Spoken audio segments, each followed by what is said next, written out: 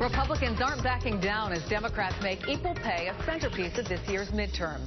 In fact, they're going on offense. It's a lesson learned from the 2012 campaign when some candidates' comments might have cost them seats, and Barack Obama won the majority of women. Kirsten Kukowski is the National Secretary for the Republican National Committee. Good morning. Good morning. Thanks for having me on. I've heard you say before that you agree there is a problem in your party with the gender gap, but you disagree with the Democrats on the way to fix it. So what's your plan? Well, there are a couple things we can all agree on. We can agree that we all believe that people should be paid equal pay for equal work. We also agree that it is against the law to discriminate based on gender. And we can also agree that there is still a discrepancy and there is still a gender gap when it comes to pay for men or women versus men. Those are all things that we can agree on. Moving forward, I think the problem that we are having in this discussion is, one, the Democrats are having a dishonest conversation with the American public, leaving key information out, such as, their own gender pay gap that they are facing that women are facing in the White House. So using their own math, they actually, they say that there is a discrepancy of 77 cents that women make to the dollar that men make.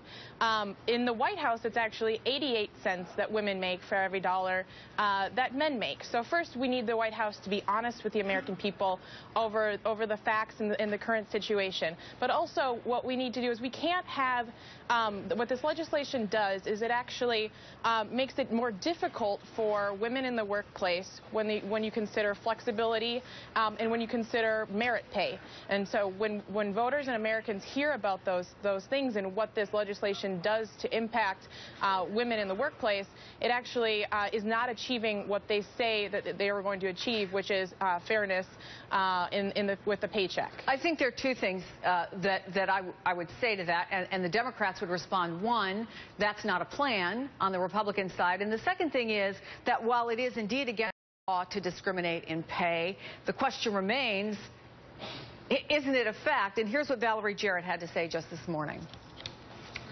Even though it is against the law to discriminate based on gender, it happens all the time. And so government's role is to provide those women who are being discriminated against with the tools that they need to make sure that they get equal pay. Wouldn't it make sense to make this better? Well, I agree that we need to make it better. I think that where we're disagreeing is how we go about doing that. I think instead of having the government come in and actually be harmful to women in the workplace, like I was talking about with merit pay and flexibility, I think what we need to do is start looking at some corporate best practices. How are some of these large companies going about, paying men, paying women, and let's have this conversation and be transparent about the need to close this gender gap. But I think it's the way the Democrats are going about it, and it's just in a dishonest fashion. And I think that's why we want to, speak to the American people and make sure that they understand, the facts that are behind this issue.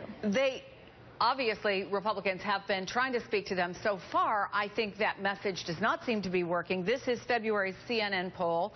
55% of Americans believe Republicans don't understand women. That number rises to 59% among women, increases to 64% among women over 50 years old. So, again, how do you make inroads? What's the plan? Well, I think that we all agree that the Republican Party needs to make inroads in this discussion, which is exactly why I'm on today talking to you about this.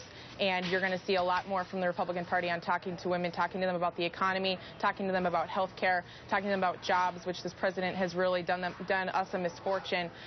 So I think you are going to see that moving forward. Part of this discussion, too, though, is correcting the record on what the Democrats are saying about our party. And I think that is what this, what they're trying to do today with Paycheck Fairness Act is trying to be dishonest with voters about where the Republican Party stands and also where the Democratic Party stands in this issue. And so it's twofold. It is coming to the table and saying we need to start looking at more solutions, looking at some of the corporate best practices. I know that there's legislation that the House passed having to do with flex time. Let's have Harry Reid in the Senate start taking up some of this legislation, and let's start moving the ball forward. But let's have an honest conversation about it. Kirsten Kukowski, thank you so much for being on the program from the RNC. Thank you. Now